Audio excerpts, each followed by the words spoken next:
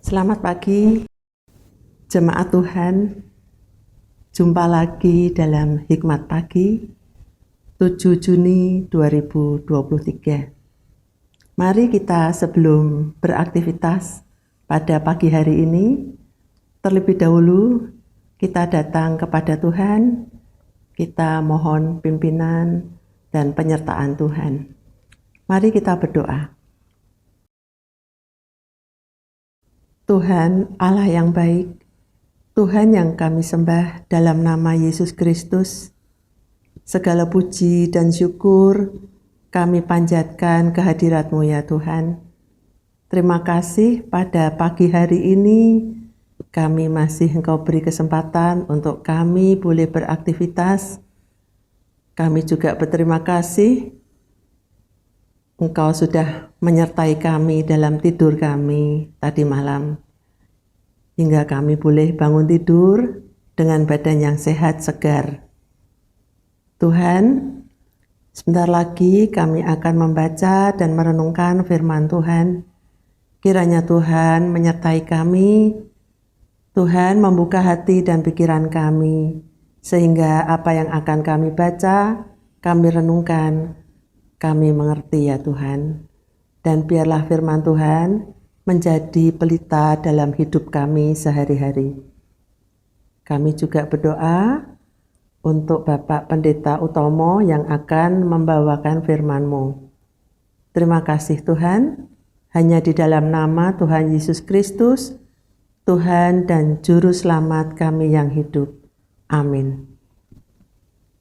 Jemaat Tuhan, tema kita pada pagi hari ini adalah mencucurkan air mata.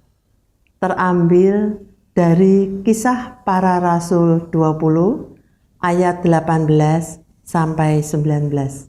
Akan saya bacakan Kisah Para Rasul 18 sampai 19.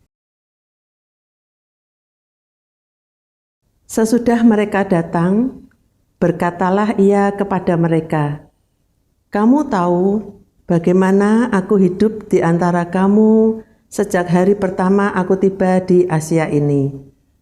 Dengan segala rendah hati aku melayani Tuhan. Dalam pelayanan itu, aku banyak mencucurkan air mata dan banyak mengalami pencobaan dari pihak orang Yahudi yang mau membunuh aku." Demikianlah firman Tuhan, syukur kepada Allah.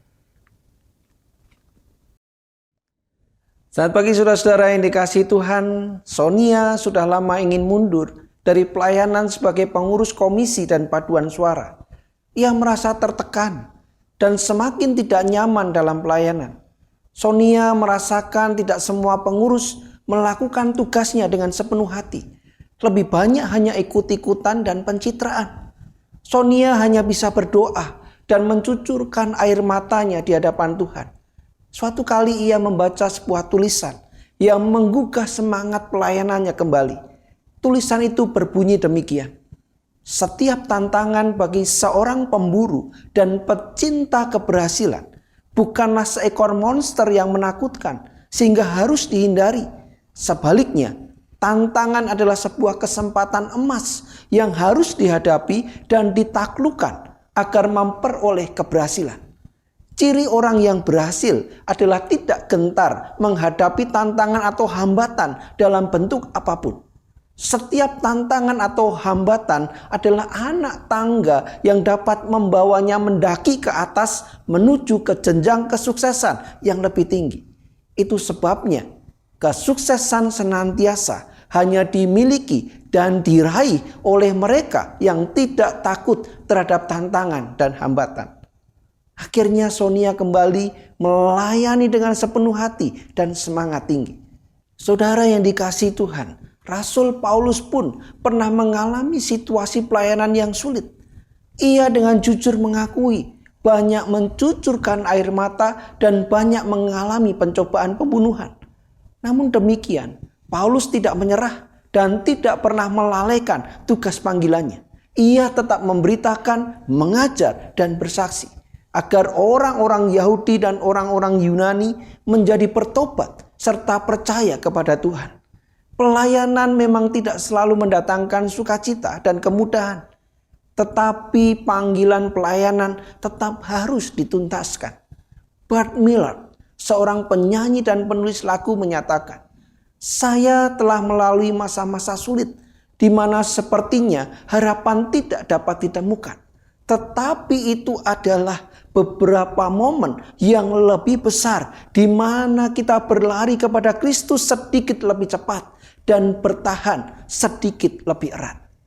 Setiap orang Kristen diundang untuk terlibat dalam ladang pelayanan sebagai kesempatan bersyukur dan melayani Tuhan.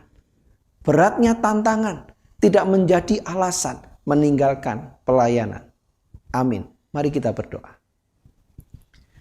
Bapa yang baik, terima kasih pagi ini Kau mengingatkan kami.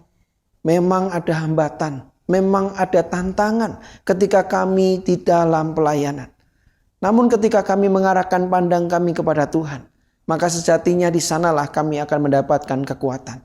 Oleh karena itu Tuhan, siapapun kami yang hari ini ingin berhenti melayani Tuhan, kiranya dimampukan bersemangat kembali untuk menuntaskan tugas panggilan kami.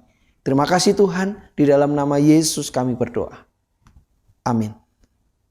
Saudara yang diberkati Tuhan, panggilan pelayanan, panggilan untuk memuliakan Tuhan, kiranya menjadi gaya hidup keseharian kita.